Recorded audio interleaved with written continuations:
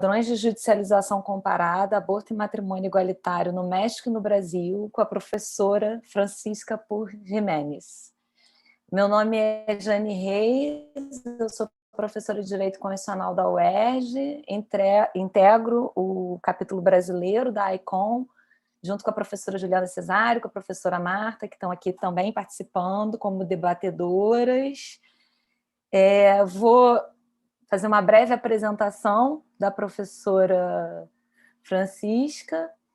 Ela é professora de Direito Constitucional na Faculdade de Direito do Instituto Tecnológico Autônomo do México.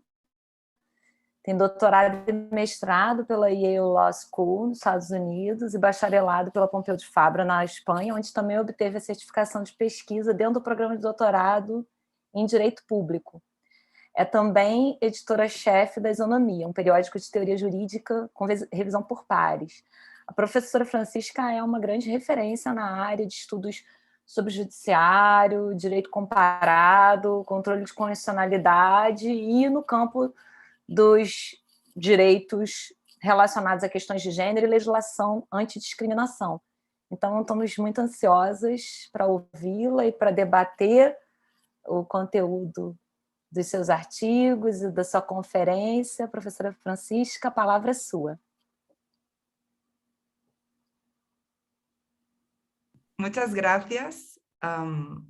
Muchas gracias a ICON Brasil y en particular a Marta Machado, a Juliana Albim y a Jane Pereira por esta invitación. También me da gusto ver a muchos otros amigos y colegas conocidos.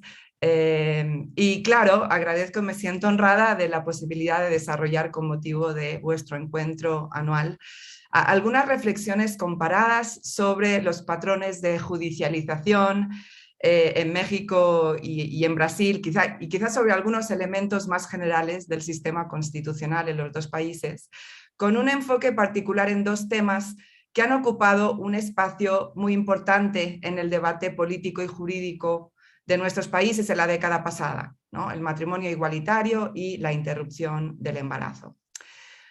Como yo he dicho en alguna ocasión, en principio parecería que Brasil y México son dos países con pocas cosas en común, ¿no?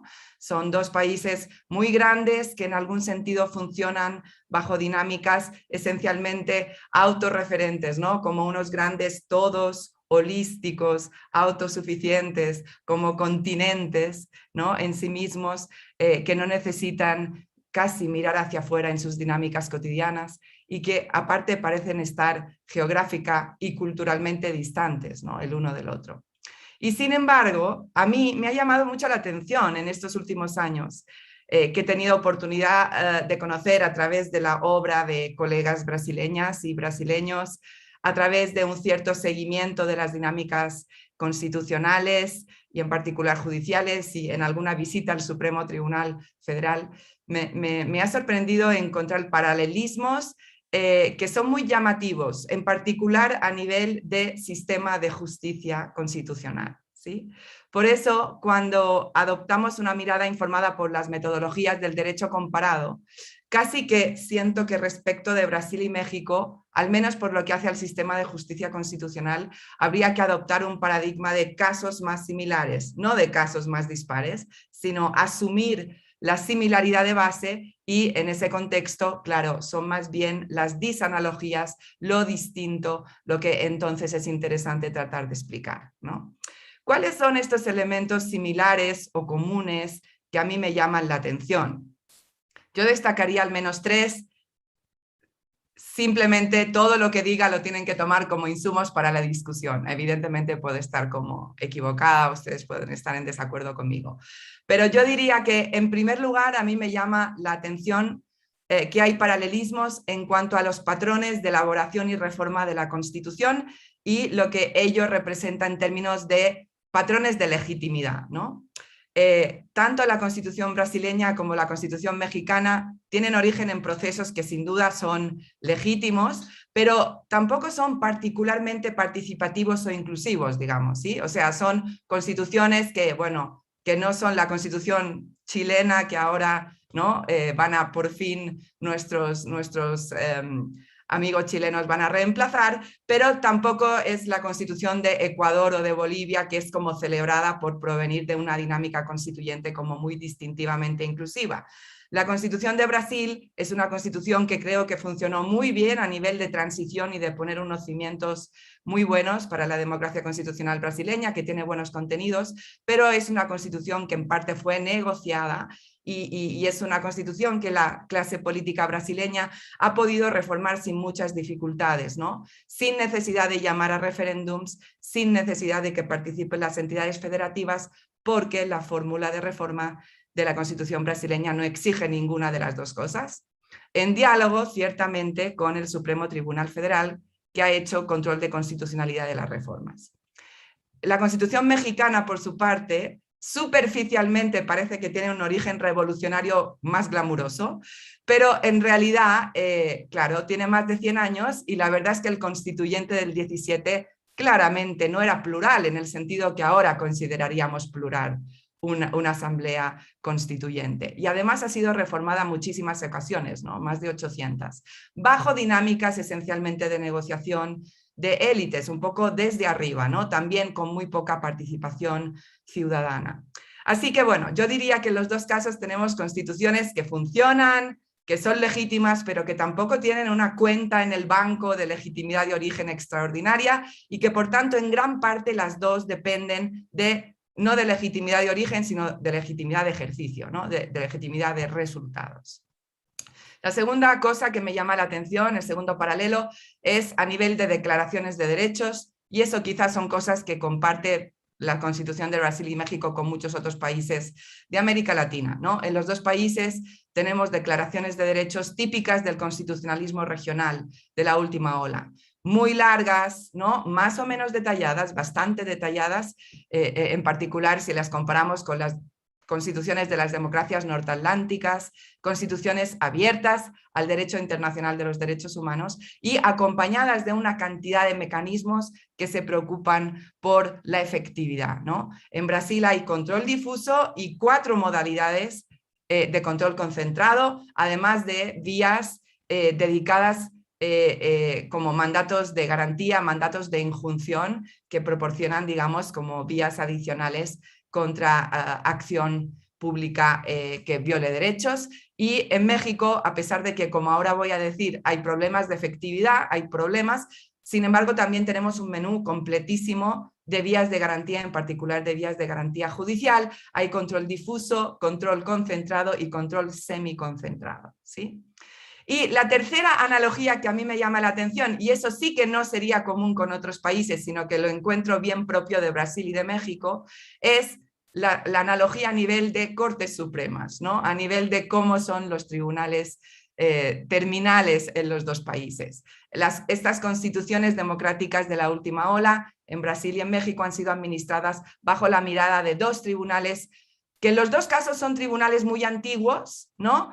Con una notable continuidad histórica. Evidentemente los 2 muy reformados, muy evolucionados, pero en algún sentido son esas mismas instituciones del siglo XIX reformadas, ¿sí? No hay como una ruptura a ese nivel tan fuerte como la que encontramos en otros países. Y después a nivel de diseño y funcionamiento hay muchas cosas comunes que llaman la atención. Por ejemplo, a nivel de menú de competencias, las 2 cortes se caracterizan por tener un menú amplísimo de responsabilidades y de competencias que incluyen tanto cuestiones de legalidad como de constitucionalidad muy variadas, ¿no? Las que siempre encontramos en el derecho comparado, pero también una cantidad de atribuciones auxiliares, ¿no? Que incluyen a veces participación en nombramientos, ¿no? Una cantidad de cosas.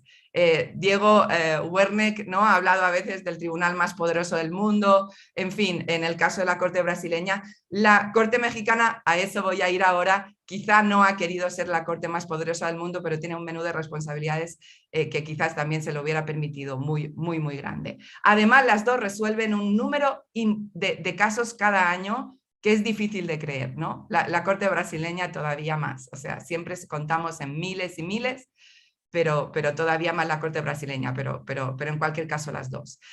En segundo lugar, a nivel de mecanismos de nombramiento de los ministros y de número de integrantes, también hay muchos elementos comunes. los integrantes son 11 en los dos casos. En los dos casos están nombrados por la colaboración entre Senado y Presidente. En los dos casos, a nivel de organización interna de las Cortes, hay cosas muy similares. Por ejemplo, el asunto este de que el presidente es escogido por los integrantes, a pesar de que en Brasil hay un sistema, entiendo, de rotación informal, que creo que le evita a la Corte brasileña esas guerras intestinas que hay en la mexicana cuando se trata de renovar la presidencia. Y en los dos casos se trata de ministras y ministros que se quedan mucho tiempo en la Corte, ¿no? Los ministros y ministras mexicanas se quedan 15 años en la Corte, sus ministros tienen nombramientos vitalicios, pero hay una edad de retiro, ¿sí? Entonces, bueno, al final quizá no hay tanta diferencia, pero en cualquier caso se quedan mucho rato en las Cortes. Y finalmente, y esto también creo que se ha estudiado mucho por parte de los constitucionalistas brasileños y mexicanos últimamente, hay un paralelo muy sorprendente a nivel de protocolos de decisión, a nivel de dinámicas de decisión. En los dos casos se ha tomado la decisión de deliberar frente a las cámaras públicamente, ¿no? De transmitir las deliberaciones de la Corte en la televisión, en el streaming. Y creo que, bueno, en los dos casos hemos tenido un debate académico interesante acerca de cuáles son las ventajas y los inconvenientes que tiene este sistema. Hasta donde sé, estas dos cosas que pasaron exactamente al mismo tiempo, por ahí del año 2006-2007, no se tomaron, digamos, con comunicación entre esas Cortes, pero bueno, no sé, llamativo el paralelo. Sin embargo, para mí hay una gran disanalogía que evidentemente someto hoy a la discusión, que es que en Brasil, aunque parece que el Supremo Tribunal al principio, en la época, digamos, de cuando inició esta Constitución hace 30 años, parecía que podía quedarse en una corte bastante burocrática, corporativa, muy al estilo de los modos del Poder Judicial que ha sido tradicional en nuestros países. En las últimas décadas se ha distanciado de esta tradición y ha desplegado una intervención pública y un perfil público mucho más activista, mucho más notorio, ¿sí? Es verdad que en México, a partir de la reforma de derechos humanos de hace 10 años, la dinámica de protección de los derechos ha empezado a dinamizarse, pero hasta ahora, si tomamos como periodo de evaluación lo ocurrido en estos últimos 30 años, claramente ahí lo que vemos en los dos países son trayectorias distintas, ¿no? En Brasil sí que parece que ha habido al menos como una mini revolución de los derechos y la Academia Brasileña ha conceptualizado al tribunal como un tribunal activista que se ha pronunciado respecto de casi todos los problemas políticos importantes de Brasil, ¿no? En cambio, la Corte Suprema Mexicana, aunque delibera en público, y es más importante que nunca antes había sido la Corte Suprema en México, sin ninguna duda, en el fondo ha mantenido un perfil político y público bastante contenido, mucho más bajo, y ha generado patrones extremadamente graduales de evolución jurisprudencial, ¿sí? Su desempeño en materia de protección de derechos ha sido mucho más modesto, mucho más contenido, mucho más minimalista. Ciertamente, ahora lo veremos cuando hablemos de matrimonio igualitario y aborto, la Corte Mexicana avanza casi siempre en la misma dirección y en una dirección fundamentalmente correcta. Yo recientemente he tenido oportunidad de hacer varios análisis panorámicos de jurisprudencia en los temas de los que voy a hablar y en algunos otros. Y sí, no podemos negar que la Corte Mexicana ha dado siempre pasitos y los ha dado siempre en la dirección esencialmente correcta, que es una dirección de constitucionalizar un ordenamiento jurídico que no lo estaba, haciendo valer lo que está escrito en una Constitución que se ha reformado en un sentido muy progresista en los últimos tiempos, ¿sí? Finalmente, no es que se hayan vuelto demasiado interpretivistas los ministros y ministras mexicanos, sino que, bueno, es verdad que administran una Constitución muy diferente, pero bueno, ahí han estado, ¿sí? Pero claramente la judicialización ha sido menos vistosa y menos intensa que en Brasil, ¿sí? Ahora, claro, entonces una pregunta obvia es ¿por qué es esto? ¿No? Ahí empiezan, por supuesto, a fluir preguntas de derecho comparado que son interesantes. ¿Por qué esta disanalogía? ¿Tiene que ver con factores de oferta? ¿Tiene que ver con factores de demanda? ¿O tiene que ver con factores de medio institucional? Se explica porque en México ha habido menos litigio constitucional, en particular menos litigio de interés público, Yo creo que sí, yo creo que en parte algo de eso hay, porque la movilización social en torno al derecho en México se ha tardado en arrancar, la sociedad estaba como mucho más aletargada y el derecho era menos importante, mientras que en Brasil la Constitución misma, por ejemplo, a mí me llama la atención que establece instituciones que comparten la responsabilidad de litigar cosas, ¿no? Defensorías, procuradurías, fiscalías que han tenido como... tengo entendido, un papel importante en la judicialización de casos de medio ambiente, etc. También creo que ha influido el diferente diseño de los medios de acceso a las cortes. En México el amparo es tremendamente complejo y hasta muy recientemente no se ha reformado en un sentido mínimamente congruente con el programa normativo de la Constitución. Y bueno, en Brasil, en cambio, desde fuera, yo veo, habéis tenido una discusión gigantesca, por ejemplo, sobre los efectos de la judicialización en materia de salud. Y no sé muy bien quién tiene razón y parece que estamos como que en este debate siempre que estamos en tablas, ¿no? Pero lo que es claro es que ha habido mucho acceso a la justicia para cuestiones de salud. Es decir, si ustedes ven las sentencias de salud o de medio ambiente que hay en México, son todas súper recientes y son un puñado, son realmente muy pocas, cosa que no creo que sea así en el caso brasileño. Quizá también tiene que ver con cuestiones de oferta, es decir, con el tipo de proyecto constitucional que tienen en materia los jueces, no lo sé. Pero claro, la perspectiva comparada no solo nos ayuda a articular un debate sobre las causas, sino también sobre los efectos, ¿no? Por ejemplo, a mí me parece interesante en este momento preguntarnos qué ha representado, preguntarles, porque evidentemente no tengo la respuesta porque no lo he estudiado suficiente, pero ¿qué habrá representado, por ejemplo, el patrón más activista del Supremo Tribunal Federal frente al gobierno de Bolsonaro, ¿no? En estos últimos tiempos? ¿Cómo nos podemos preguntar qué ha representado el gradualismo y la moderación casi desesperante de la Corte mexicana ante un presidente que ha tenido una actitud frente a los contrapesos, frente a los tribunales y frente a la sociedad civil que no es muy distinta a la de Bolsonaro, ¿no? O sea, que han representado, digamos, los dos patrones frente a un mismo tipo, digamos, de poder ejecutivo muy desafiante, ¿no?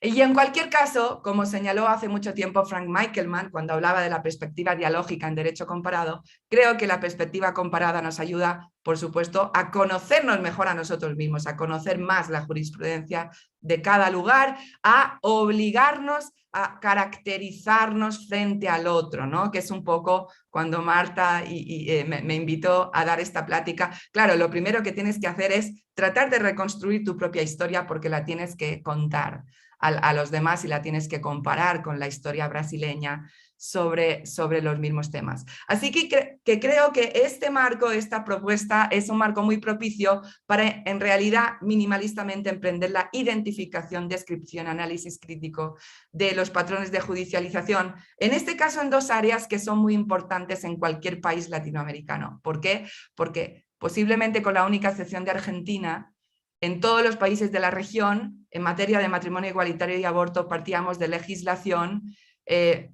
contraria a los derechos de los tratados, ¿no? Contraria a los derechos de la Constitución, lo cual ha convertido en crucial los desarrollos en el ámbito de los jueces, ¿no? En el ámbito jurisdiccional. Así que, bueno, con esta sensibilidad comparada, yo creo que podemos formular al menos las siguientes 3 preguntas a las cuales podemos anudar después. Evidentemente ya no lo voy a hacer aquí porque tengo un tiempo limitado, todas esas preguntas más grandes a las que me refería ahora sobre las causas, sobre los efectos, sobre los cuándos, los modos y demás. Esas preguntas minimalistas serían las siguientes, que yo las voy a contestar brevemente para el caso de la jurisprudencia mexicana y que voy a dejar planteadas para que las tratemos de pensar para el caso de Brasil. Primero, ¿cómo ha sido el patrón de judicialización y avance respecto de estos dos temas, matrimonio igualitario y aborto? ¿Y qué tan representativo es de los patrones generales que hemos identificado preliminarmente, ¿no? En general activistas en el caso de la Corte brasileña y en general no activistas en el caso de la Corte mexicana. Es decir, la jurisprudencia en estas dos áreas confirma nuestra evaluación general, nuestra descripción general de lo que ha pasado, o no, o la desafía. Si no es representativa de las tendencias generales, ¿por qué es así, ¿no? La segunda pregunta que me parece interesante es, ¿hay asimetrías entre lo que ha ocurrido respecto de un tema y lo que ha ocurrido respecto de otro tema en cada uno de estos países. Es decir, la judicialización de matrimonio igualitario y de aborto ha avanzado al mismo ritmo, ha avanzado en algún sentido en términos paralelos, o hay contrastes, o hay asimetrías, ¿sí? Si hay asimetrías en el tratamiento judicial y el avance judicial, ¿a qué se puede deber, ¿no? Y en tercer lugar, eso evidentemente viene de otras cosas que algunas de ustedes saben que yo estoy también haciendo ahora, de que tengo sobre la mesa. Uno puede preguntar, ¿hay más avance en los temas de derechos reproductivos y en los temas de la agenda de diversidad sexual que respecto de otros temas? Por ejemplo, los derechos sociales, ¿sí? O sea, ¿cuál es la relación entre lo que ha pasado a nivel de jurisprudencia en temas de identidad y reconocimiento y lo que ha pasado en la jurisprudencia en cada país sobre temas más abiertamente redistributivos, ¿no? Entonces, bueno, para acabar, quiero que echemos un ojo brevemente a los patrones de judicialización en estas dos áreas, que por descontado están profundamente influidos por el hecho de que México se trata de un país, es un país federal, ¿no? Donde tanto el matrimonio igualitario como el aborto ha sido regulado en principio a nivel estatal y por tanto ha sido judicializado desde litigio contra normativa estatal. El matrimonio igualitario está contenido en los códigos civiles que son competencia estatal, y el aborto, a pesar de que el aborto, por supuesto que los encuadres correctos del aborto van mucho más allá, en principio ha sido un tema encuadrado en los códigos penales de las entidades federativas, ¿no? Entonces, déjenme compartir un momentito la pantalla para que veamos.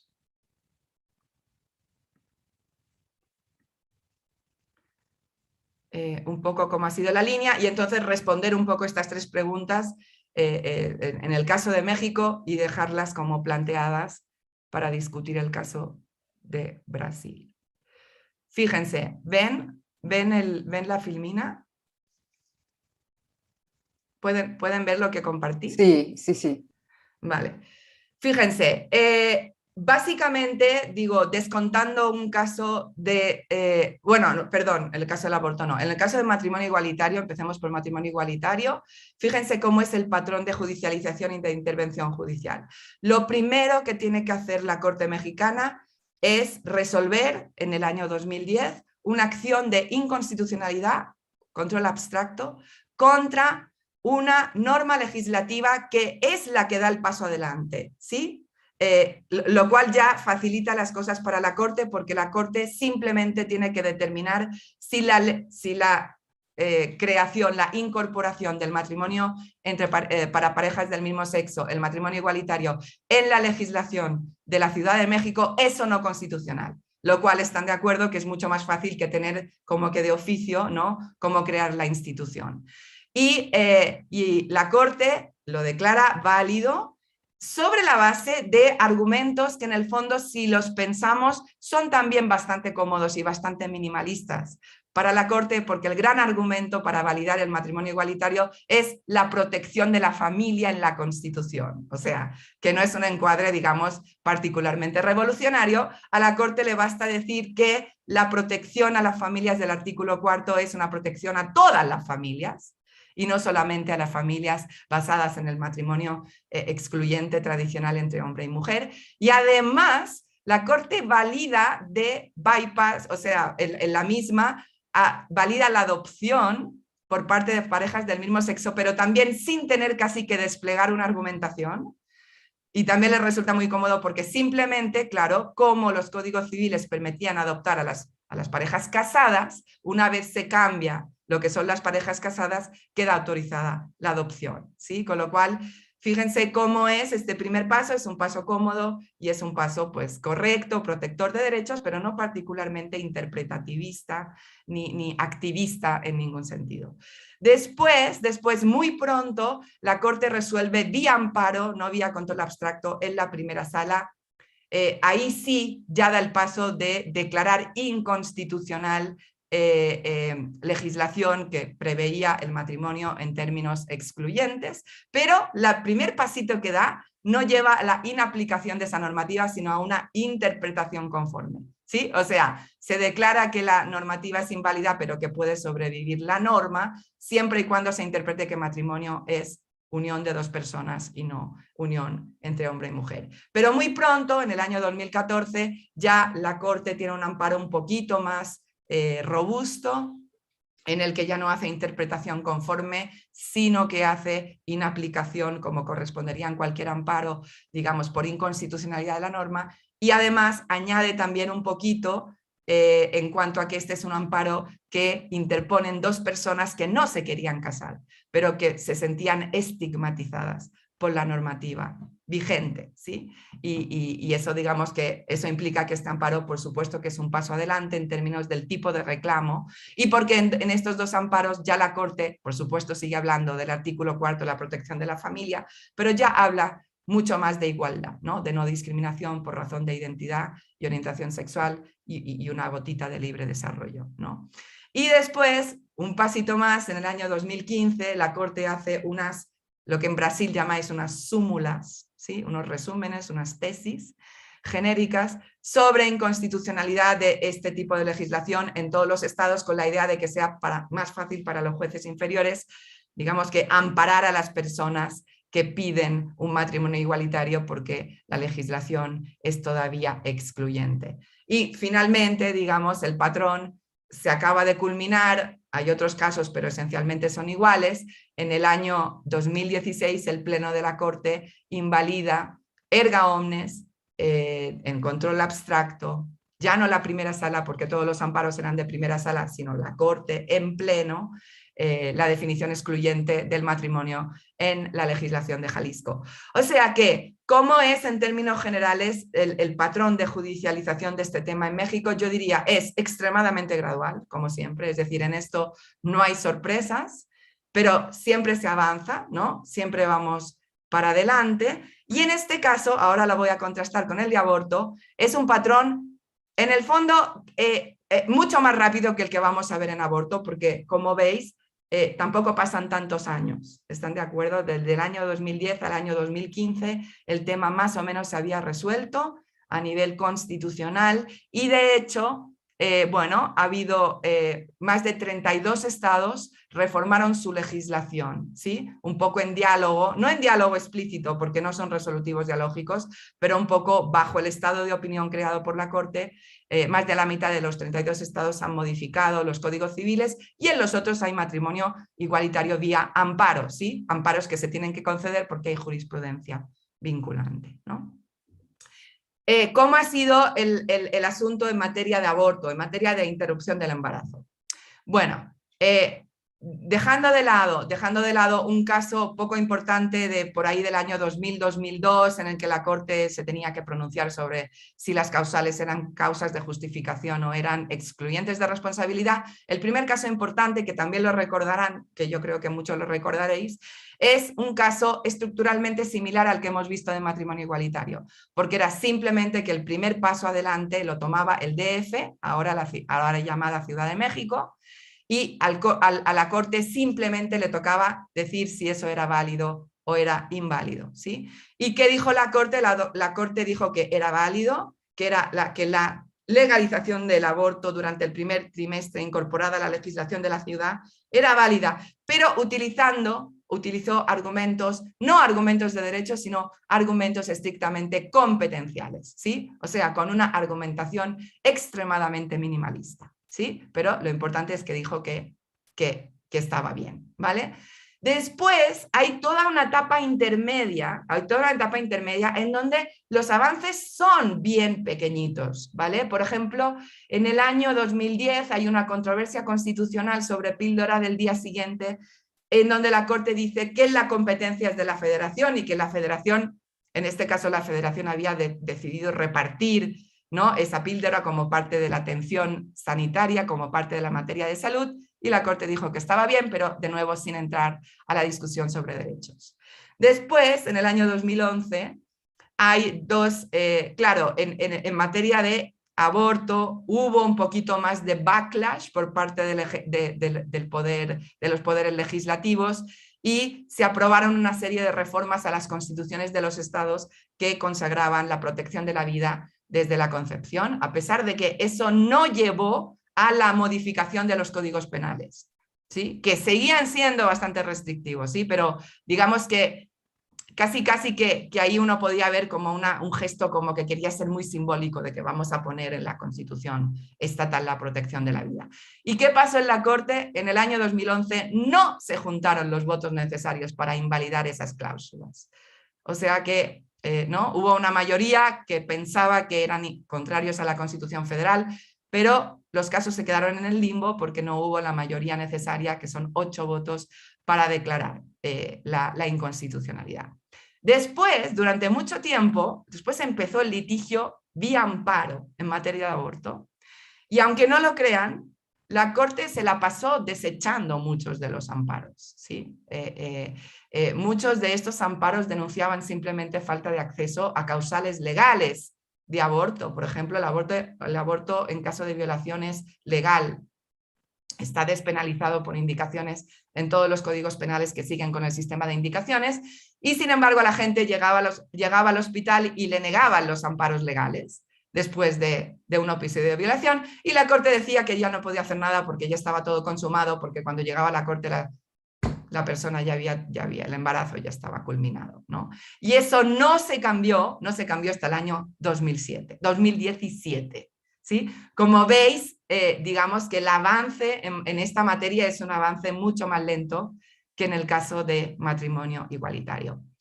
En el año 2019, o sea, hace 2 días, la Corte finalmente genera acceso a aborto en caso de motivos de peligro de salud, sin mencionar el Código Penal, vía amparo en la primera sala, con un encuadre interesante que hace bypass, digamos, del encuadre penal, y creo que genera, no sé, que es un paso adelante importante.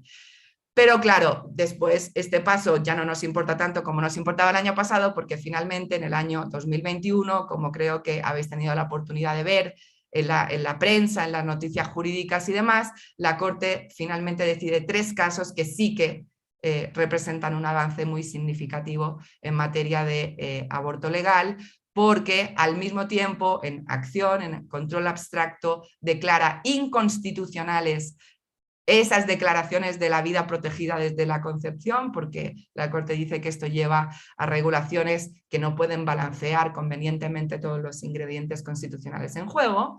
Después, en control abstracto, también declara inconstitucional la penalización del aborto temprano en una argumentación por fin de derechos, por fin no tan minimalista, que lleva a entender que cualquier regulación igual es inconstitucional en los otros estados, y porque finalmente en una tercera acción abstracta declara inconstitucional la regulación federal de la objeción de conciencia por insuficientemente protectora de los derechos de las mujeres y otras personas gestantes, ¿sí? Entonces, bueno, a ver, déjenme regresar a la normalidad porque no me gusta nada. Esperen un segundito. Como podemos... Ay, un momento, por favor, que se me desaparece el zoom cuando cambio las ventanas.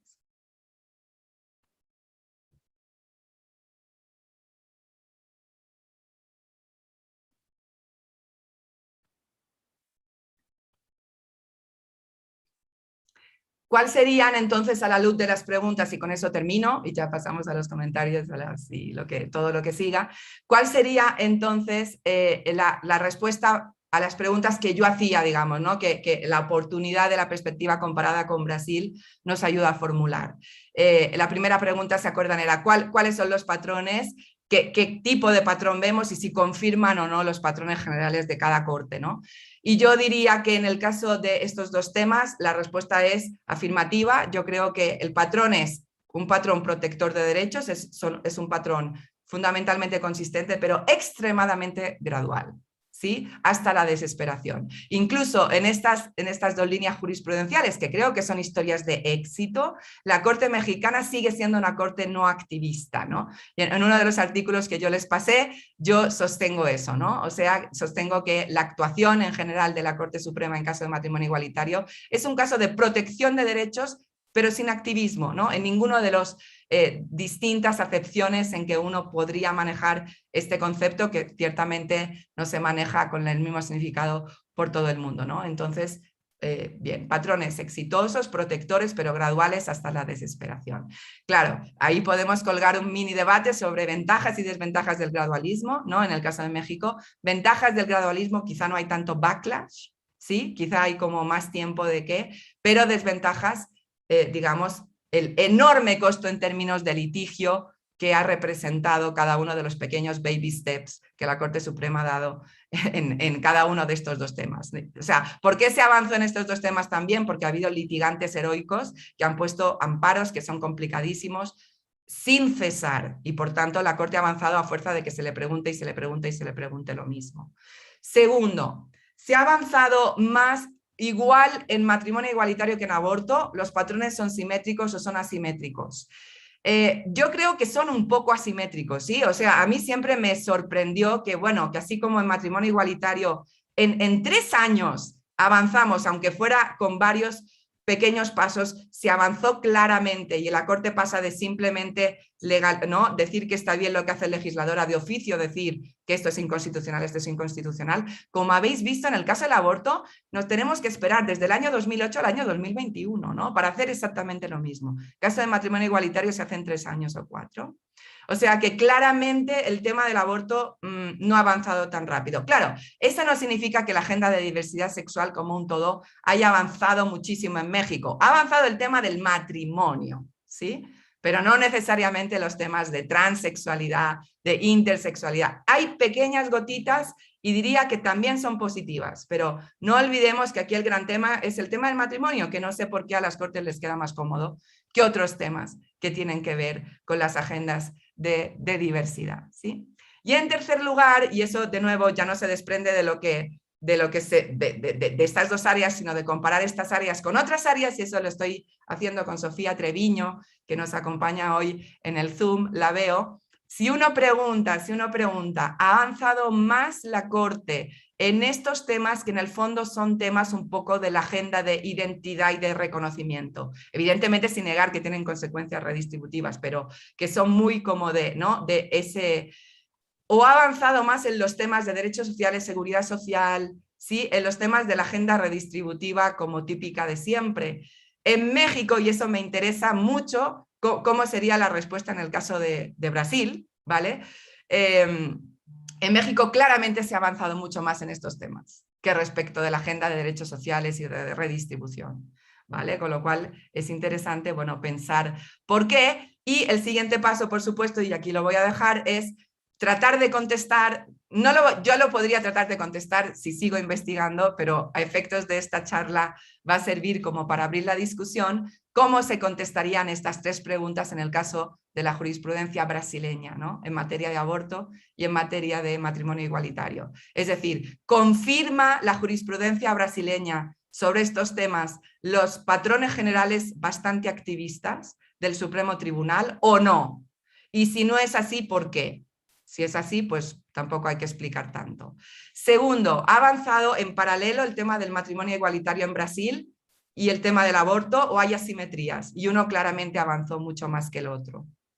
Y tercero, ha avanzado mucho más la agenda, digamos, más identitaria de los derechos de diversidad sexual, los derechos reproductivos, la agenda de género. ¿Cómo está eso en relación con la agenda de derechos sociales, ¿no? De la agenda más primariamente redistributiva? Y bueno, solo lo dejo anunciado sin descartar que me pueda animar con la ayuda de todos ustedes ¿no? a tratar de completar un estudio comparado sobre esto, un poco motivada por vuestra invitación. Pero bueno, lo dejo aquí para que ya abramos la discusión, los comentarios, y me disculpo que no lo hice al principio por no poder hablar en portugués, que es algo que me produce una vergüenza muy grande porque ustedes siempre hablan en español y muy bien, ¿vale? Pero bueno, aquí lo dejo y muchas gracias.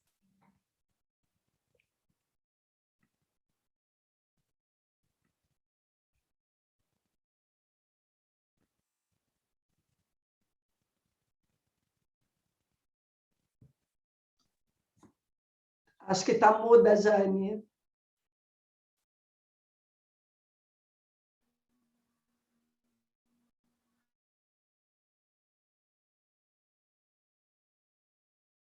Jane, continua. Muda. Ai, desculpa. Bom, em primeiro lugar, quero agradecer a professora Francisca pela conferência magnífica, tão esclarecedora, informativa, que provoca tantos insights. Me desculpe, eu compreendo e consigo ler espanhol, mas também, enfim, também não me sinto confortável para falar, então vou falar devagar. Eu cheguei a enviar meus comentários também por escrito, e eu vou focar um pouco, vou comentar primeiro, depois vou passar a palavra para a professora Juliana, para a professora Marta, conforme a gente combinou. Bom, em primeiro lugar, né, eu li os artigos da professora Francisca Pu com enorme interesse, e esses artigos e a conferência de hoje me provocaram muitas reflexões. Eu acho que realmente abrem várias agendas de pesquisa dentro desse campo da interconexão entre a jurisdição constitucional, enfim, a jurisdição de direitos e os direitos sexuais e reprodutivos. O meu comentário ele vai ser mais sobre a primeira parte da conferência, sobre essa dinâmica da evolução da judicialização e sobre o papel do controle concentrado e do controle difuso. A professora Francisca Pu, ela destacou a respeito da proteção dos direitos humanos que no México não teria havido, né, uma autêntica revolução de direitos, enquanto que no Brasil o cenário pareceria um pouco melhor. A reflexão que eu tenho feito a respeito desse tema, do estudo dos direitos dos vulneráveis e das minorias políticas no âmbito do STF, do Supremo Tribunal Federal do Brasil, é que a literatura brasileira, a academia brasileira, acho que, de certa forma, superestima o papel que o Supremo teve nesse campo, ou pelo menos que ele teve na construção e na afirmação desses direitos. Porque esse tribunal superpoderoso que a gente tem hoje, nesse tribunal com tantas competências e tantos poderes, ele é produto não só do que foi definido na Constituição de 88, mas também de uma série de reformas legislativas e constitucionais que aconteceram no final da década de 90 e no início dos anos 2000, que promoveram uma verticalização da jurisdição e o que chamam de abstrativização, quer dizer, um reforço do controle abstrato. Nos anos 90 e início dos anos 2000, o STF se ocupava basicamente de direitos relacionados à burocracia, à matéria fiscal, funcionários públicos, enfim, planos econômicos. E esse reforço de poder do Supremo, ele se operou muito mais como um reforço de governabilidade, de estabilidade, de controle das outras instâncias, do que como um reforço de poder relacionado à proteção de direitos humanos. Então, legislativo e executivo não viam o STF como uma ameaça, ao contrário, viam o Supremo Tribunal Federal como um aliado para, eventualmente, estabilizar e definir, de uma vez por todas, definitivamente, as decisões a respeito de questões que interessavam ao governo. Então, quando a sensibilidade em matéria de direitos humanos, quando a resposta a esses temas de direitos humanos, ela chega ao Supremo, no início dos anos 2000, que é quando há também essa mudança de composição na Corte, ela vai dar lugar ao que eu chamaria de um ativismo de ponto de chegada, né, ou um ativismo de última palavra, porque esses temas, eles, de certa maneira, já estavam colocados nas demais instâncias do judiciário, eles já tinham avançado. No caso da união homoafetiva, né, da união entre pessoas do mesmo sexo, havia uma série de ações coletivas, havia portarias do próprio executivo em matéria de previdência, havia inúmeras decisões individuais, então o STF ele vai reforçar e vai, enfim, efetivamente dar uma palavra final e conter as resistências nesse campo, mas ele vai na crista de uma onda que já estava posta, que já vinha crescendo. Mesmo em relação à proteção, à possibilidade de interrupção da gravidez, do aborto, no caso dos anencéfalos, o STF firmou uma jurisprudência que, de certa maneira, também já existia, né? Já havia decisões individuais reiteradas desde a década de 80, afirmando a possibilidade de interromper a gravidez nesses casos.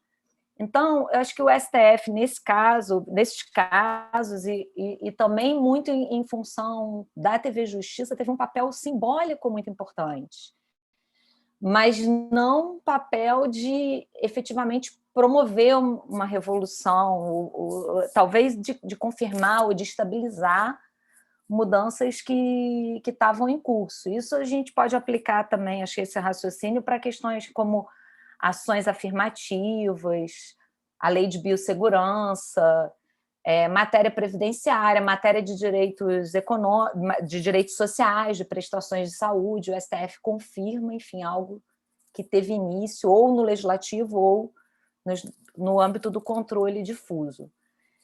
Mais recentemente é que essa ordem muda, o STF passa a exercer um ativismo de primeira palavra, né, ou atuar como o primeiro acesso a determinados temas.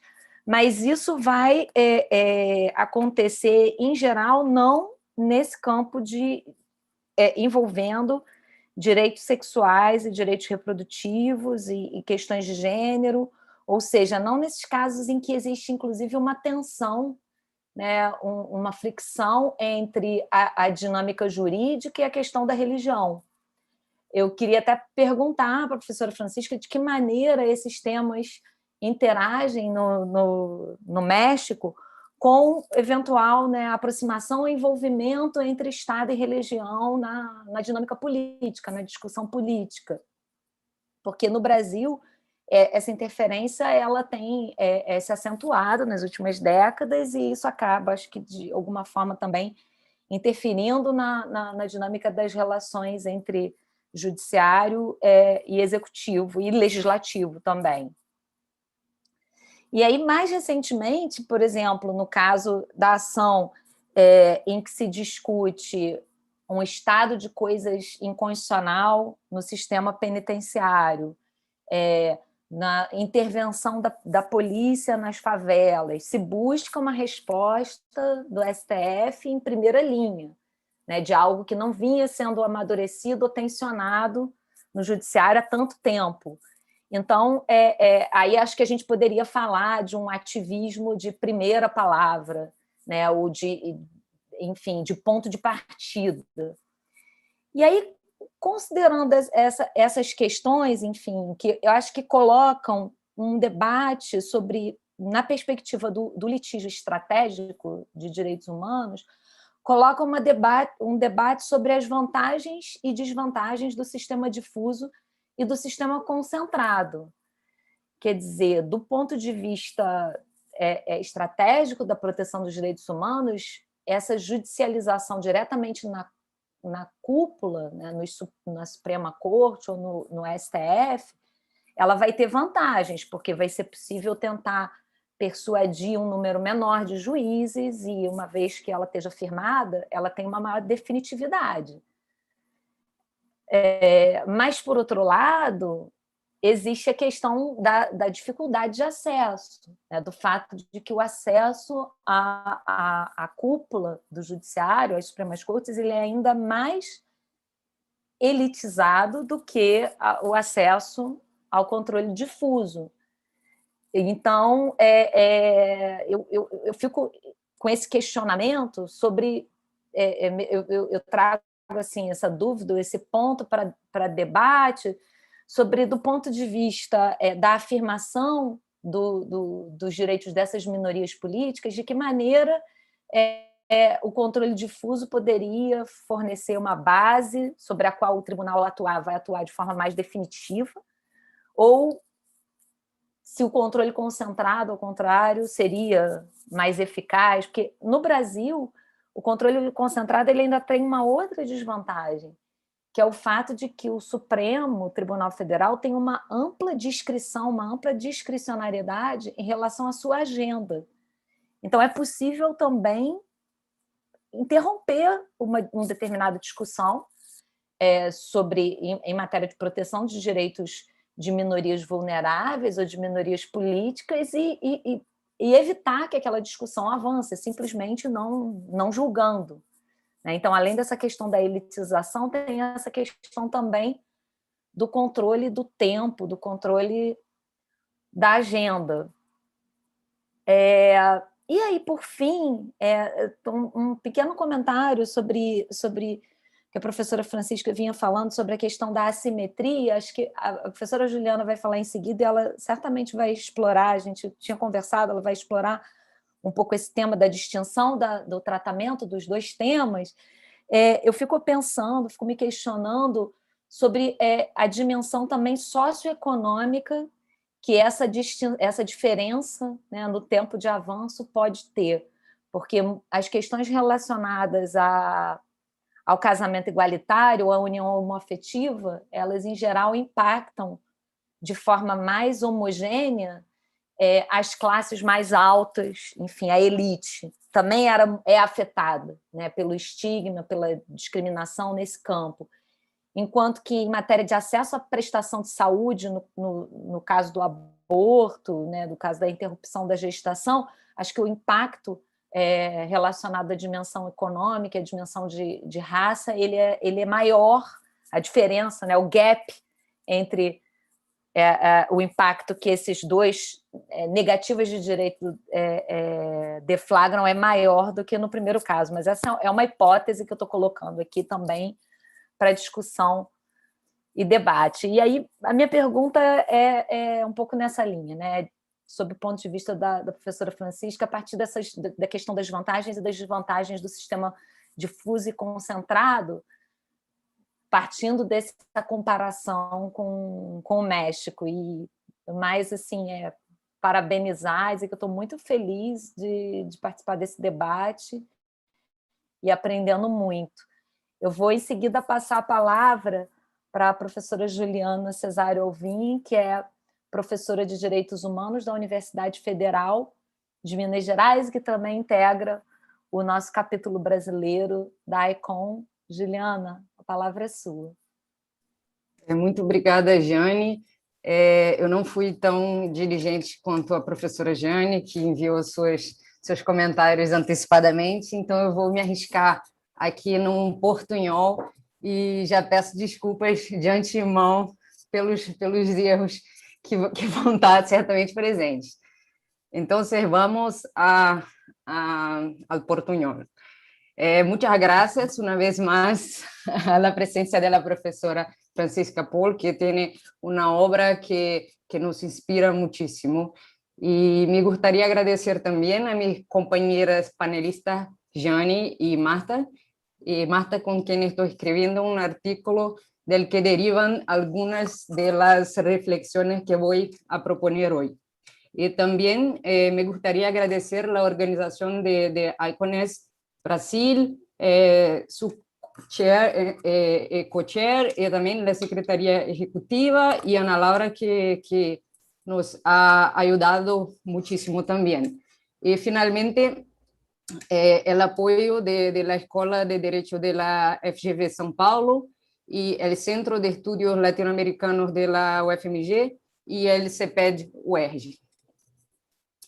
Entonces, la profesora Francisca habló de una falta de analogía entre Brasil y México con respecto al activismo judicial, y mencionó también que a pesar de esto, la Suprema Corte de México ha ido en la dirección correcta en los temas de aborto y matrimonio igualitario, aunque lenta y gradualmente.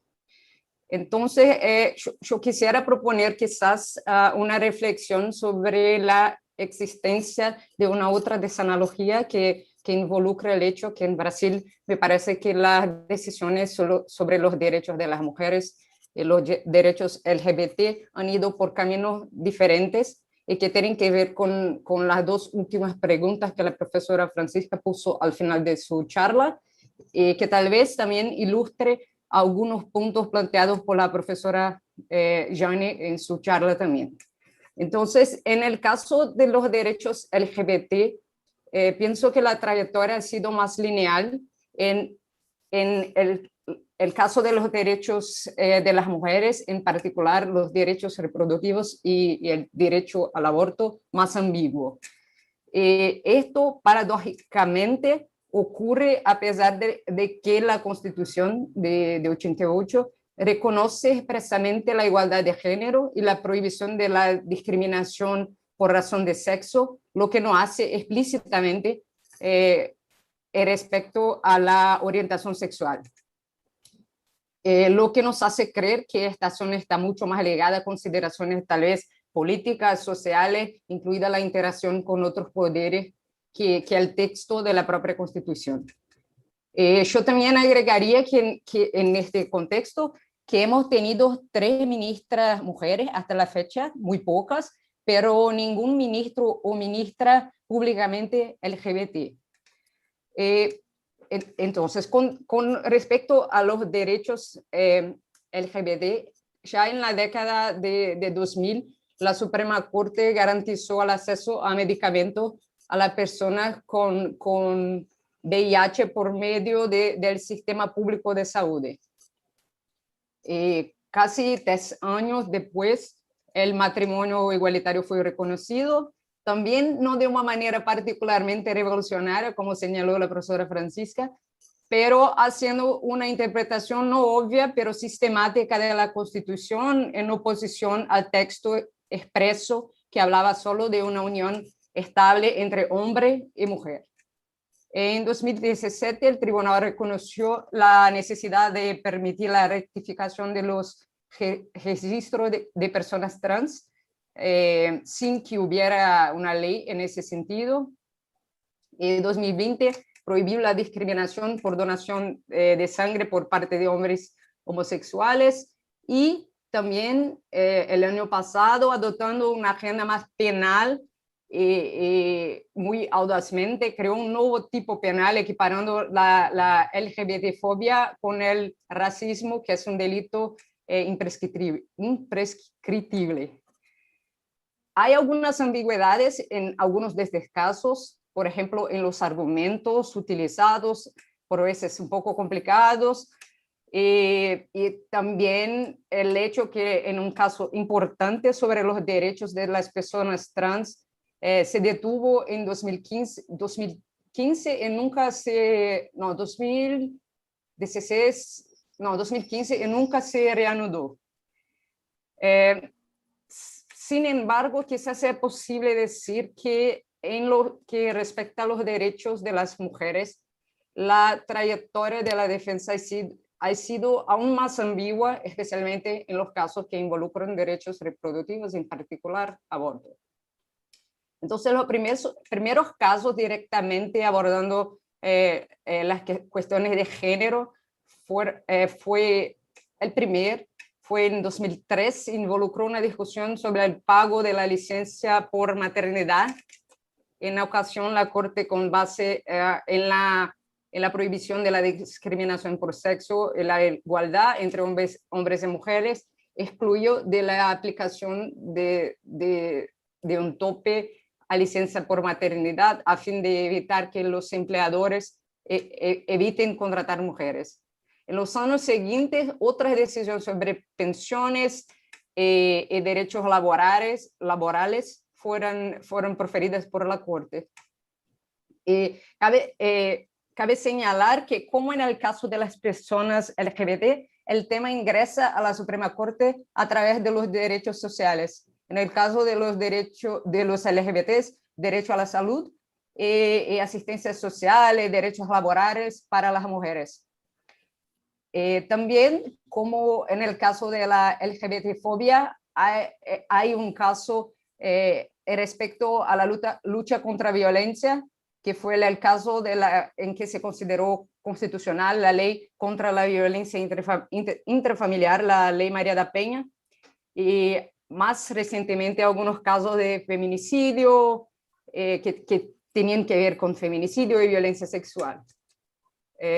Hubo un caso importante en 2018 sobre mujeres en la política que garantizó el acceso a recursos para campañas en un porcentaje mínimo para las candidatas mujeres.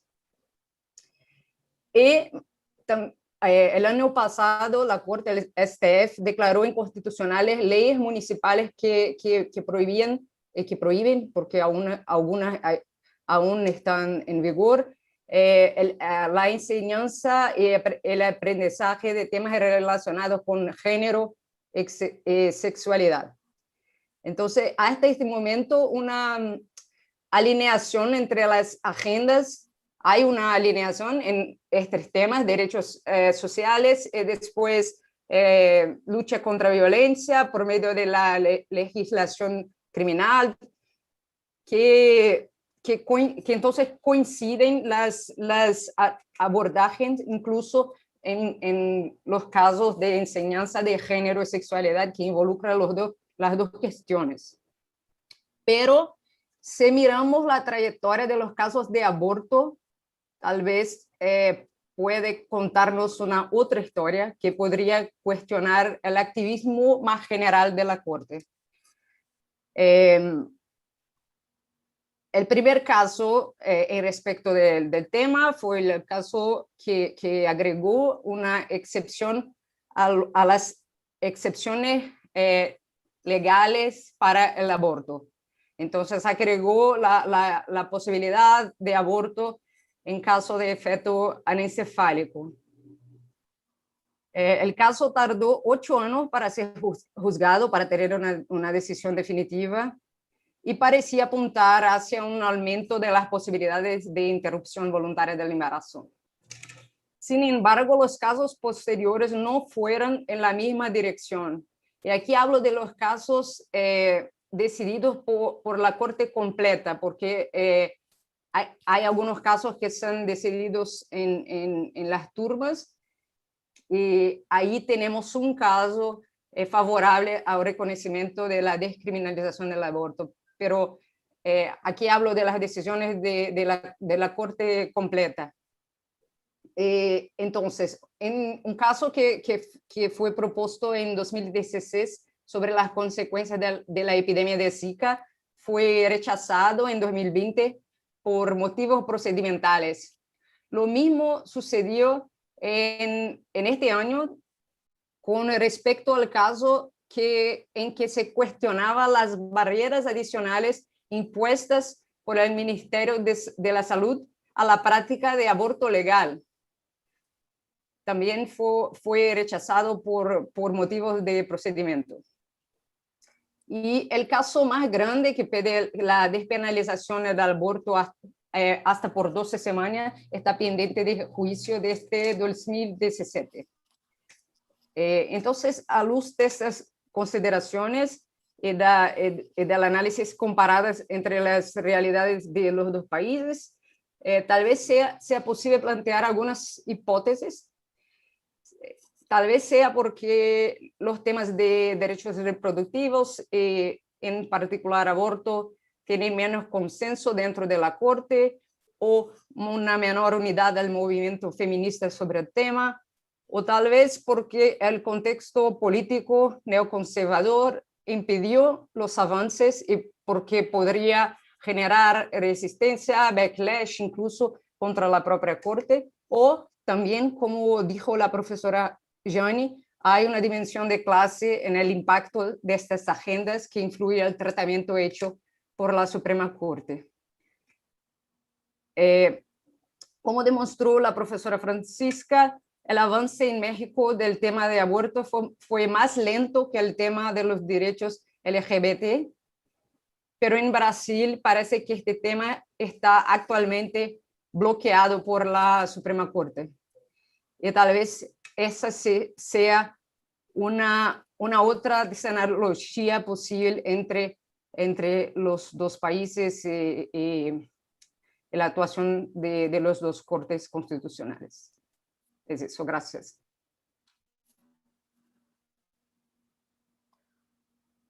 Obrigada, obrigada, Ju. Vou passar a palavra para a professora Marta Machado, que é professora da FGV de Direito de São Paulo e pesquisadora do SEBRAP. Obrigada, Jane. Eu vou arriesgar-me acá em portunhol, pero creo que esta es la lengua franca, ¿no? En la América Latina, entonces que vamos.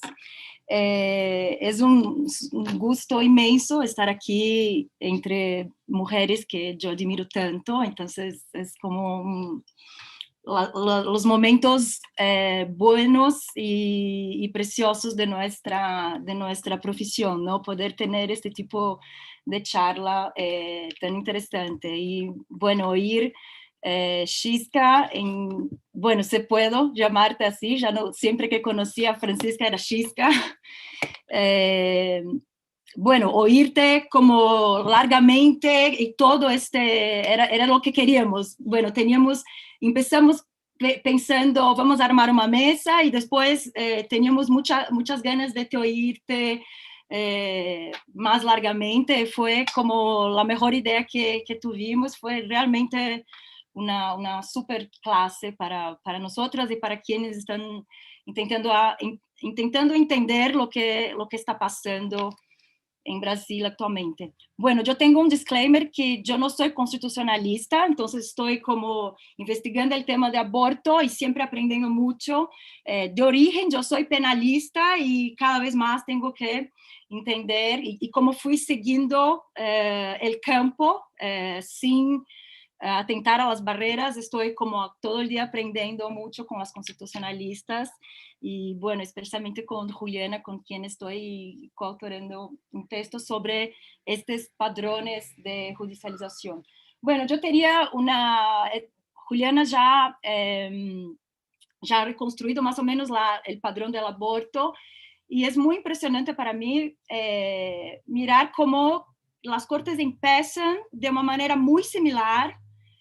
Podríamos decir que el primer caso, que no es de aborto, pero que moviliza el campo político del aborto, es el caso de la bioseguranza, en que la Corte solo tuvo que confirmar una ley que pasó y que permitía investigación en célula tronco y que, por supuesto, involucraba la definición de la vida. Entonces, bueno, fue el camino más fácil.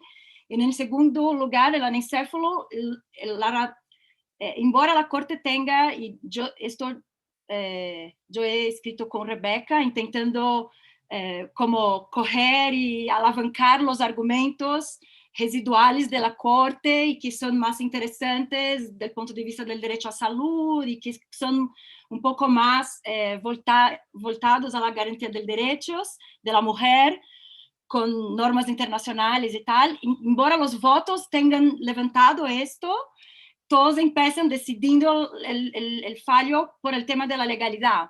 Entonces fue el camino no súper fácil de que, y el momento necesario, no estoy queriendo entrar en la crítica, pero diciendo que sí la hay mucha discusión sobre eso, pero fue un camino, el momento de la legalidad. Entonces fue un caso también que la estrategia era esa, como circundar el debate moral en un momento en que no se sabía mucho qué iba a acontecer en el caso, y con los años el caso fue quedando más, los argumentos puestos en el caso fueron quedando más ambiciosos, incluso tocando ahí derecho a salud, derecho a la salud psicológica, que podría ser también un camino más parecido con Colombia, ¿no? Pero estos argumentos estaban ahí y no fueron, ¿no?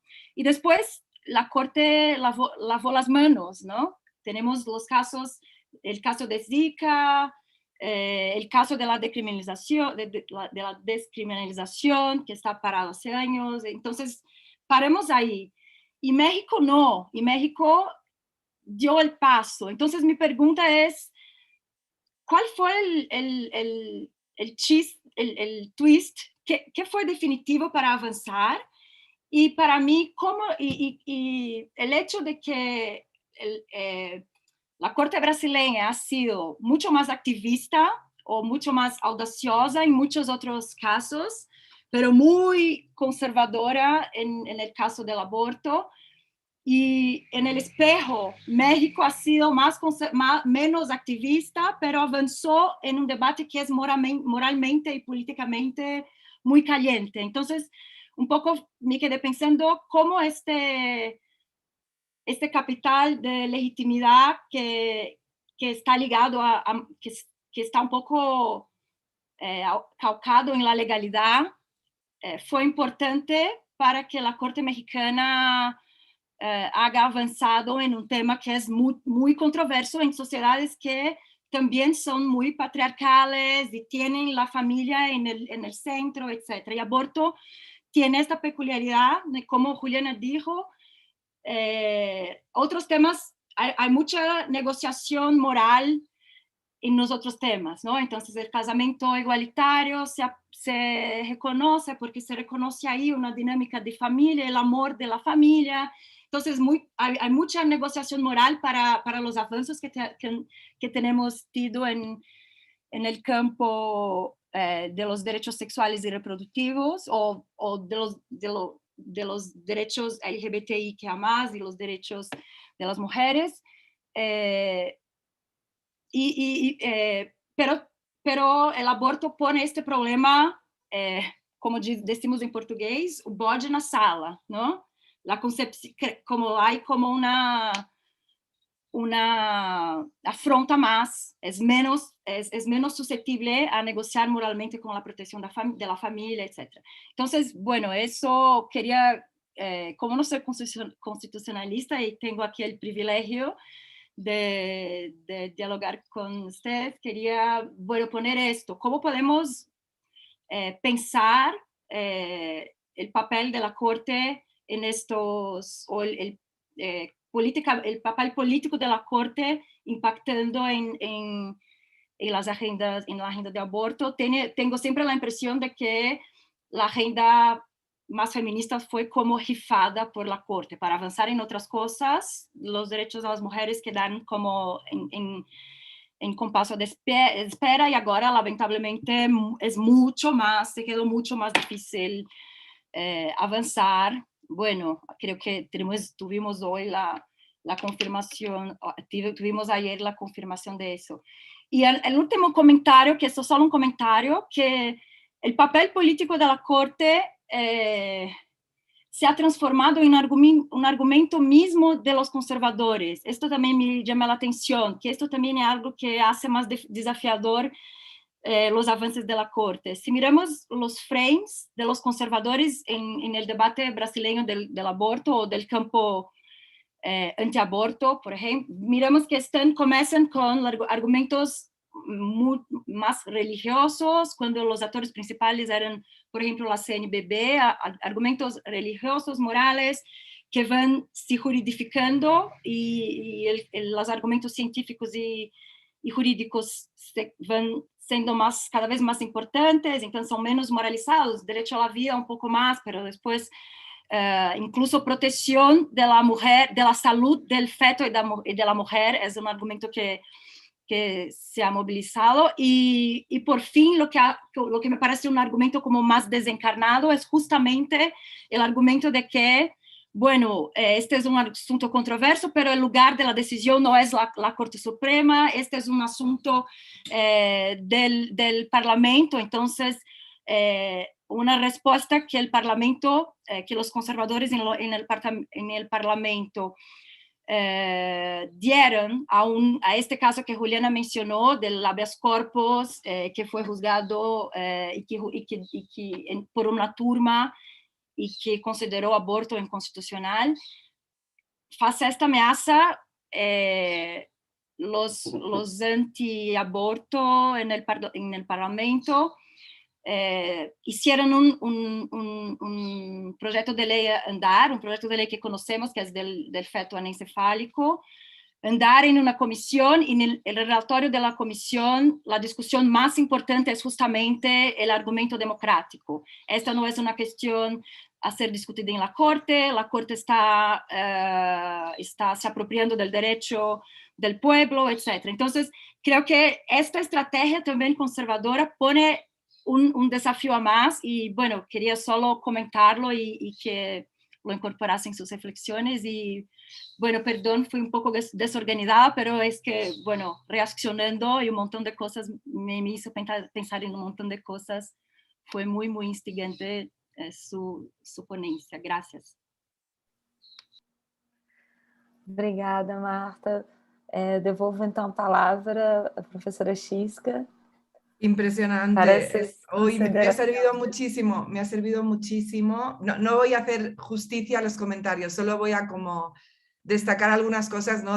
También, mis notas están hiper desorganizadas, Marta, o sea que yo voy a ser ahora en mi respuesta realmente poco estructurada. Jane, he aprendido un montón, o sea, no pude ver con detalle tus comentarios porque no vi el mail a tiempo, pero es muy interesante todo lo que dices, porque, claro, porque lo que tú estás diciendo es que nuestra imagen del Supremo Tribunal Federal como tribunal, como valiente, como activista, como intervencionista, lo que tú estás diciendo es que en realidad es mucho menos antimayoritario en sus decisiones de fondo de lo que habíamos pensado, al menos en toda esa primera parte, ¿no? O sea, ese rol de gobernanza, ¿no? Esa cosa de, ¿no? la mancuerna con los otros poderes, y los otros poderes haciendo cosas para que el tribunal confirme, ¿no? Esta cosa de las decisiones de confirmación, ¿no? El rol de confirmación me parece muy interesante, y me parece que sí, que desde fuera de pronto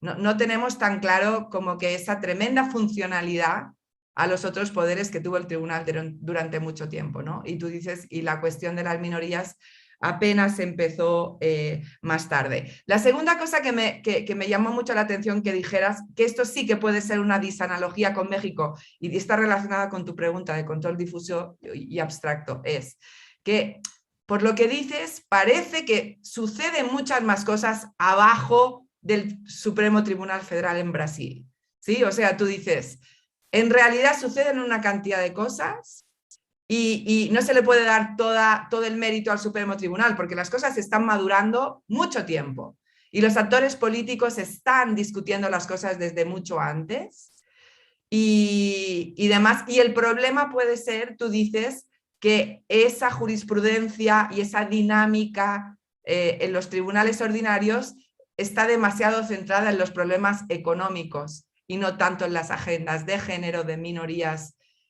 ¿no? Pero eso me parece muy interesante, porque el problema en México es el contrario, ¿sí? En México no sucede nada si antes no sucede en la Corte Suprema. Y entonces, claro que hay unos costos en términos de lo que tú llamabas la maduración del debate, ¿sí? Y entonces, a mí, fíjate, yo siempre he pensado que esto es uno de los problemas más grandes de México, que las cosas no parten desde abajo, que no hay una negociación de actores como la que tú dices que sí que hay, y que por tanto no es bottom-up, sino que es muy top-down. Así como el cambio constitucional viene top-down, también la interpretación constitucional es top-down.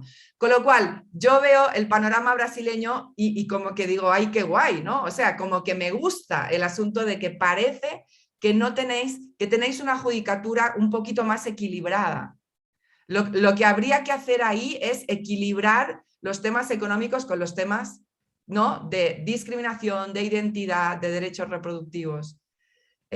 Ahora, o sea, que por eso yo en México yo siempre digo, es hora de apostarle al control difuso, porque a diferencia de Brasil, que ya tenéis las dos vías ahí reconocidas en la Constitución, en México durante mucho tiempo el control difuso estuvo bloqueado por la Suprema Corte, ¿sí? O sea, la Constitución lo permite, pero la Corte tenía tenía una interpretación que no lo permitía y entonces solo en realidad existía el abstracto y el semiconcentrado o semidifuso, como le queramos llamar, que es el amparo. Entonces, si tú me preguntas en abstracto ¿qué necesita México? Yo te diría, necesita más control difuso, necesita que los jueces inferiores y las juezas se sientan iguales con la Corte y empiece el tipo de dinámica que parece que ustedes tienen un poquito más en Brasil. Ahora, ¿cuál es la ventaja estratégica de tener una Corte tan vertical, tan feudal en México? Que tú cambias los criterios como los hemos cambiado en materia de aborto y en materia de matrimonio y todo el mundo se cuadra en un segundo. O sea, estratégicamente yo tendría que decir, pues no sé, creo que no tenemos que cambiar el sistema porque fíjate, qué maravilla, ¿no? O sea, la Corte ve las cosas y todo el mundo aplica la jurisprudencia, ¿sí? Es como automático. Pero desde la perspectiva de acceso a la justicia y desde la perspectiva de maduración de criterios, a mí sí me gustaría, digamos, potenciar mucho el control difuso en México para tener, digamos, un debate constitucional un poquito más multipolar, ¿vale? Pero bueno, como no tengo mucho tiempo, como que te digo, bueno, y muy interesante lo que decías también de los costos en términos de que llegue, ¿no? Y en fin, no le puedo hacer justicia a todos los aspectos de tu comentario, pero mi impresión general es que aquí estamos en presencia de una disanalogía interesante en cuanto al poder judicial y la relación de la Corte y los tribunales inferiores y que vale la pena seguir explorando, ¿no? Juliana, también muy interesante, haces algo que no hice y que es muy necesario y que es poner en relación aborto con los otros temas de género. Y yo creo que, creo que es muy importante porque en México, no sé cómo decirte, creo que sí que sería injusto no incluir todos los avances en muchísimos otros temas de género, pero de nuevo me llama la atención lo mismo, que tú dices, aquí en Brasil se le entra vía derechos sociales. Eso es lo que no pasa nunca en México. ¿Sí me entiendes? O sea, como que ustedes como que casi que se quejan de que todo entra vía lo económico, derechos sociales, no sé qué. No, yo me quejo de lo contrario, ¿sí? De que nunca hay como una suficiente articulación entre las agendas de reconocimiento y las agendas de redistribución y de que cuesta muchísimo de que se entre a los temas de derechos sociales, ¿no? Entonces, pero bueno, y bueno, claro, y evidentemente esto tiene que ver, tanto Marta como tú lo habéis puesto de relieve, y es interesantísimo pensar por qué, como habéis preguntado, por qué la Corte se ha trabado de esta manera tan tremenda en el tema de aborto. ¿Por qué? ¿Por qué una Corte que ha hecho tantas cosas, que incluso se ha animado a ser un poco redistributiva, ¿no? Cosa que a la Corte mexicana le ha costado tanto? ¿Por qué está trabada en materia de aborto? ¿Y por qué? Pero al mismo tiempo, Marta, efectivamente, la pregunta para nosotros es, ¿y cómo nosotros hemos conseguido que esa Corte tan tímida, tan no sé qué, tan... Efectivamente, ¿cómo puede ser que estemos viviendo lo que estamos viviendo? Y me he olvidado de decir que en el último año 4 legislaturas han legalizado el trimestre, son 6 ya en total. O sea que encima las legislaturas le están respondiendo a la Corte también en materia de aborto, no solo en materia de matrimonio igualitario, también la Corte sin resolutivos dialógicos, sin dar ninguna instrucción, está consiguiendo que legislatura de Oaxaca, de Hidalgo, ayer Colima, cada semana tenemos la sorpresa de que una nueva, ¿no? ¿Cómo puede ser que esté sucediendo esto en México con un tema tan polémico, ¿no? Y entonces, bueno, eso de nuevo, no voy a aventurar respuestas porque hay muchas hipótesis posibles y en parte es un debate interno y en parte es un debate comparado. Solo quiero acabar mi reacción con la siguiente pregunta. ¿Será o no importante para la Corte brasileña la dinámica regional, horizontal, de difusión? O sea, ¿será o no importante para desbloquear a la Corte brasileña el hecho de que todos los países estén avanzando en términos de legalizar el aborto, ¿no? Las dinámicas de difusión horizontal de desarrollos. ¿Se va a poder mantener el Supremo Tribunal en este bloqueo con la marea verde, con las legislaturas mexicanas que siempre habían sido conservadoras, legalizando el primer trimestre, una tras otra? ¿Se entiende? Bueno, con la Corte Interamericana dando los pasos que da, ayer el caso se falló como violencia obstétrica, pero evidentemente pues también va a ser un caso importante. Entonces, no sé, como que veo un escenario de esperanza si es que el Supremo Tribunal no es absolutamente indiferente a su audiencia regional, ¿no? Pero, bueno, claro, pero tiene su audiencia, como decís, su audiencia conservadora en casa, ¿no? Que lo que decías también. A mí me sorprendió esto, Marta, también, porque ese debate, el último debate que tú, creo que en México, el típico debate sobre el carácter antimayoritario, sobre a quién le corresponde decidir. Yo no sé por qué, pero en México este debate no es muy candente. O sea, la Corte no recibe ese tipo de críticas. Creo que al final, ahora que la Corte aprovecha los espacios para crear legitimidad micro en materia de derechos, porque cada vez, ¿no?, va pasito, pasito, pasito, quizá para reforzarse frente al presidente, no lo sé. Pero la verdad es que eso no está provocando un gran backlash social en términos de decir, ¿y por qué estos 11 tipos, ¿no? Ahora 3 mujeres también por primera vez. ¿Por qué lo deciden ellos y no se decide en otro lado? Como que no... Eso no significa que no haya tensiones entre poderes, pero no en forma de ese debate tan clásico que se ve que sí estáis teniendo en Brasil y que es utilizado por los conservadores. Pero bueno, ha sido maravilloso, ha sido muy, muy rico. Voy a poner en limpio los apuntes y de verdad muchas gracias, ha sido hiper interesante. Muito obrigada, Xisca. Juliana, Marta, vamos ter uns minutos para perguntas agora? Aí também, reforçando o agradecimento que a Juliana fez, a Secretaria Executiva, a Ana Laura, todos que estão aí nos ajudando com essa organização. Eu vou pedir, então, se a gente tiver perguntas, vou pedir para encaminhar. Não tem perguntas ainda? Se então, puder, eu queria... Marta quer fazer mais... Steph, vamos lá. Oi. Então, já que tem esses minutinhos, não falo espanhol também, professora Xisca. O que a gente tem percebido nas pesquisas é que mesmo quando as cortes protegem o direito ao aborto, esses fundamentos são baseados ou no direito à saúde ou no direito à dignidade. Perdón, na maioria salud, delas... Perdón, en salud o el otro no lo entendí. Dignidade. ¿En? Dignidade. Dignidade. Dignidad, salud o dignidad. Sí.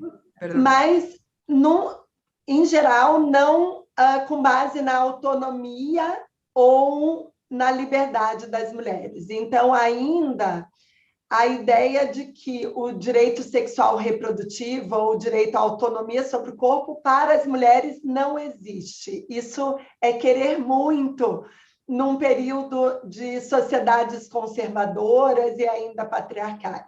Então, queria saber se no México chegaram a discutir sobre esse viés, porque, em geral, as pesquisas que as minhas alunas fizeram, eu não fiz especificamente, mostravam que na América Latina, de um modo geral, o tema da liberdade não vinha a ser discutido.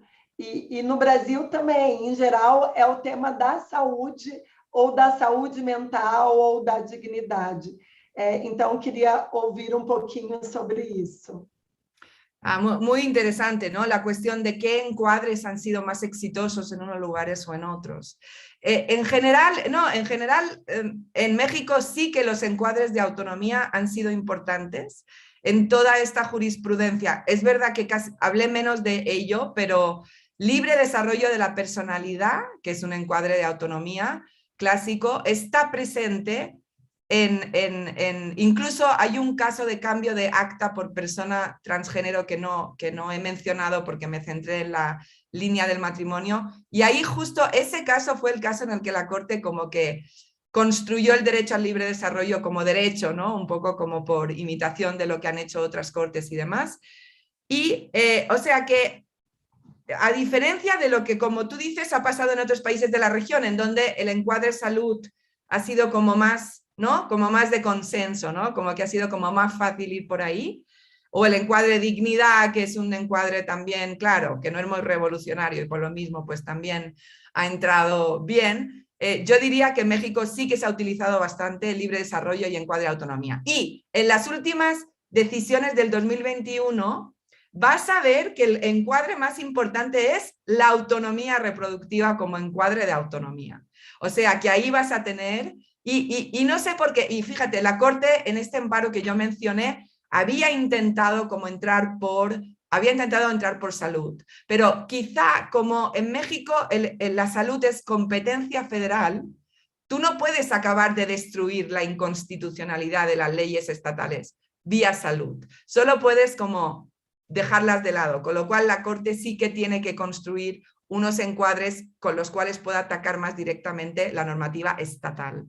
Y bueno, todos estamos como esperando como los engroses y estudiar mejor cómo quedan las sentencias, pero vas a ver que sí, que en aborto también, o sea, tanto en matrimonio igualitario como en aborto en México, sí, los encuadres de autonomía son muy importantes y te diría que en las últimas de aborto va a ser el más importante. La Corte dice que hay un derecho fundamental a la autonomía reproductiva. O sea que interesante eso también para un análisis comparado. Sí. Gracias, Tisca. Ju, Marta, querem complementar de alguma forma? Yo tenía uno brevísimo comentario que, bueno, solo para decirte cómo es muy preciso cuando narras del trade-off de la centralización y bueno, de empoderamiento de las otras instancias, que de hecho en algunos temas, yo diría que especialmente en materia de encarcelamiento en masa, tuvimos bueno, el caso de los derechos de las mujeres encarceladas. Tenemos algunos ejemplos de que posiciones progresistas de la Corte, bueno, la DPF de la letalidad, posiciones progresistas de la Corte sufren resistencias importantes en la base del judiciario. Entonces, bueno, quería notarte que hay realmente algo a ser valorado ahí, ponderado ahí. Creo que su observación fue perfecta en este sentido, solo eso. Exacto, sí, ahí hay algo diferente que vale la pena mucho mirar más. Sí, ok, sí, totalmente. Eu complementaria a análise da Marta com a questão de que há, enfim, também eventuais assimetrias de tendências entre primeira instância e tribunais superiores. Então, se na década de 90 as instâncias inferiores talvez pudéssemos dizer que eram, no geral, mais progressistas do que a cúpula, em outros momentos isso se inverte, e acho que também é algo que precisa ser monitorado, observado, é uma agenda de pesquisa importante. Eventualmente, há também distinções em campos temáticos, né, como Juliana destacou, como Marta destacou, e como também em relação ao México. Então, eventualmente, a base pode ser mais progressista em determinado tema e mais regressista em outros, e o inverso. Então, acho que, nesse sentido, professora Tisca, eu queria agradecer muito, porque sua conferência não só nós aprendemos muito, como nos faz pensar e nos abre milhões de possibilidades, de agendas, de novas perguntas.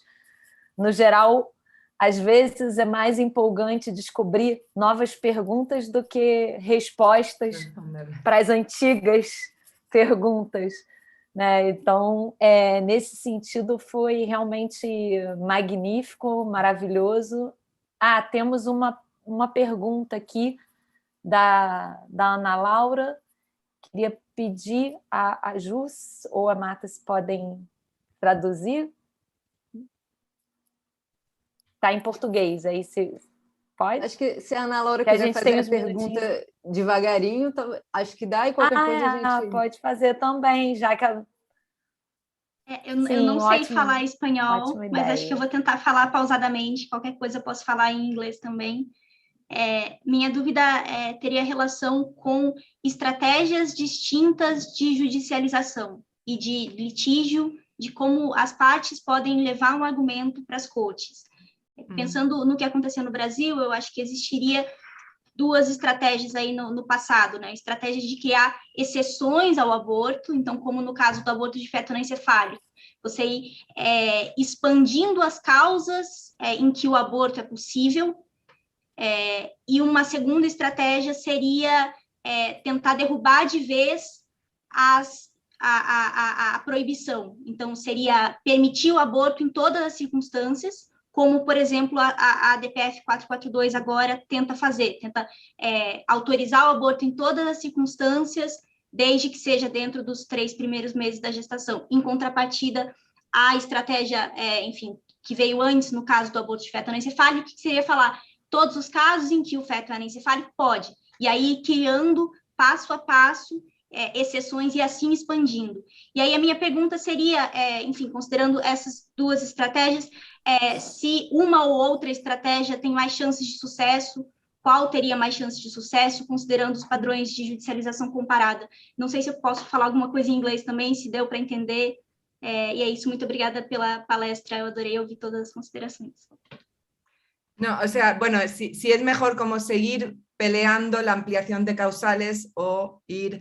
Yo creo que en estos momentos históricos ya vale la pena el 2, ya nada más el 2, porque primero porque hemos aprendido que los problemas de acceso al aborto legal bajo el sistema de causales son tan gigantescos que entonces ganas un poco a nivel de definición legal, pero lo que ganas entonces lo tienes que compensar con lo que pierdes a nivel de, no sé, objeción de conciencia de los que están ahí, a nivel de no acceso para las personas más pobres. Entonces yo creo que como está ahora digamos, el panorama comparado en la región, ni siquiera tenemos que pensar como en países que tienen todavía regímenes más amplios, creo que el sistema de trimestres es perfectamente asumible como batalla central, no sé, como que siento que ya lo otro de ir como, no lo sé, creo que es mejor la segunda, ¿sí? Pero bueno, sí, muy interesante porque todo esto no lo he, evidentemente yo no me he fijado tanto en eso porque bueno, por eso, porque soy constitucionalista y no tanto persona de derecho y cambio social y por tanto no he hablado tanto de esa dimensión, ¿no? Pero qué litiga, qué... De nuevo, yo esto, en la perspectiva de explicaciones, nada de lo que ha pasado en matrimonio igualitario y en aborto se explica sin las ONGs de litigio de interés público que han litigado, pero que esto no lo tenemos en otros temas, con lo cual el argumento de la demanda, el argumento de este esfuerzo titánico que algunas personas han hecho en México para hacer avanzar estos dos temas, claro que tiene mucho peso, claro que tiene mucho peso. Y quizá no se ha hecho respecto de otros temas que estructuralmente son importantes, como educación, salud misma, ¿no? Y sí, en parte también por dinámicas regionales, ¿no? De activismo en torno a estos temas. O sea, en general aquí creo que no hay que desestimar la importancia del factor regional, ¿no? De las redes regionales, de todo eso creo que ha ayudado mucho en México a empujar estos temas, pero pues un trabajo gigantesco de poner millones de amparos, ¿no? En todos los lugares del país, porque encima está federalizado, ¿no? O sea que, bueno, otro flanco, ¿no? Otro flanco de análisis muy interesante de estudiar en detalle. También otra cosa, bueno, ya no quiero tomar más tiempo, pero otra cosa que me interesa que no lo sé bien, que no lo conozco bien respecto de Brasil es cómo funciona la unidad interpretativa, ¿sí? Porque en México, en el fondo, la Suprema Corte tiene la hegemonía interpretativa también respecto del derecho estatal. O sea, es un sistema también muy unificado en el sentido de que la Suprema Corte puede acabar decidiendo todo mediante revisiones en amparo de sentencias locales. No sé si, Jane, lo que tú decías, que es una dinámica como un poquito más descentralizada, es porque la Corte no acaba revisando todo y hay cosas que orgánicamente se quedan a nivel estatal o se quedan orgánicamente a nivel inferior. Aquí la Suprema Corte es súper poderosa, bueno, no sé si tan súper poderosa como la brasileña respecto de los otros poderes, pero hiper súper poderosa respecto de los jueces inferiores. Acaba revisando todo. Y entonces, bueno, en parte por cuestiones de cultura, pero también en parte por cuestiones de diseño, tenemos un poder judicial como lo tenemos, sumamente como una correa de transmisión vertical de arriba para abajo. O que eu também tinha querido dizer que no passado o Supremo Tribunal Federal não tinha as ferramentas para fazer essa revisão homogênea, total. Hoje tem. Hoy então, sí, para o bem sí. ou para o mal. ¿Y qué vía utiliza? ¿Pero qué vía utiliza? ¿Qué vía utiliza? ¿En dónde? ¿Cómo? As ações de controle abstrato têm Ok. hoje efeito vinculante, que não tinham no passado. No passado, só a declaração de inconstitucionalidade, que pelo efeito erga omnes acabava por vincular. De 2003, de 93 para cá, a súmula vinculante, depois as ações todas com... a partir do final da década de 90, todas as ações com efeito vinculante. Então, hoje é super poderoso. Hoje tem essa fórmula, inclusive para bloquear a discussão, para suspender as ações em trâmite sobre um determinado tema e impedir que se discuta determinado tema. E aí eu fico pensando num contexto de eventual mudança de composição, né, de que forma isso pode impedir um controle difuso que, mesmo que não fosse, enfim, perfeito, no passado ele funcionava, ao menos para proteger algumas situações individuais. Então, acho que é um ponto assim que como a expressão que a Marta usou do trade-off, da compensação, né? A gente ganha, eventualmente se ganha aqui, mas se cria um modelo que num outro cenário ele pode funcionar de forma invertida. Acho que era um pouco nessa linha, não sei se agora ficou claro. Bom, gente, alguém mais? Algo mais? Bom, foi maravilhoso.